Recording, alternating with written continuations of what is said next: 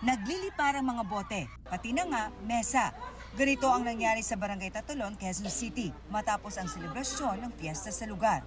Medyo siguro mga lasing na hanggang sa umabot sa punto na nagkahamunan.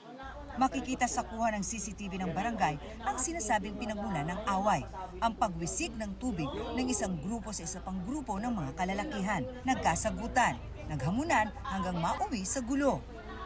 Agad daw rumisponde ang mga taga-barangay. Nagpulasan na po. Salamat din tayo dahil wala namang mga bystander na tinamaan ng mga bote at wala naman din damage yung ibang mga sasakyan doon. Nang humupa na ang gulo, kita sa video ang isang ito na duguan ang ulo. Siya ang itinuturong nagsimula ng gulo, bagay na kanya namang inamin. Yung iniinom ko pong tubig, winisik ko po sa kanila.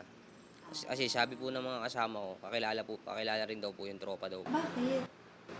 Hindi po din po kasi puro nakainom din po kami, ma'am. Ang suntukan lang nung una, nauwi sa batuhan at paluan ng bote. Nagtamo ng mga sugat ang mga sangkot sa rayot, kabilang ang 2 menor de edad. Ipinatawag na dito sa barangay ang magkabilang panig, pero may pangamba pa rin ang mga magulang ng ilang mga nasangkot sa gulo. Siyempre yung safeness ng mga anak namin. Baka mamaya kung saan magpunta yung mga anak ko o ano man, baka mamaya matambangan nila. Hindi na nagsampa ng reklamo ang magkabilang panig matapos magkasundo.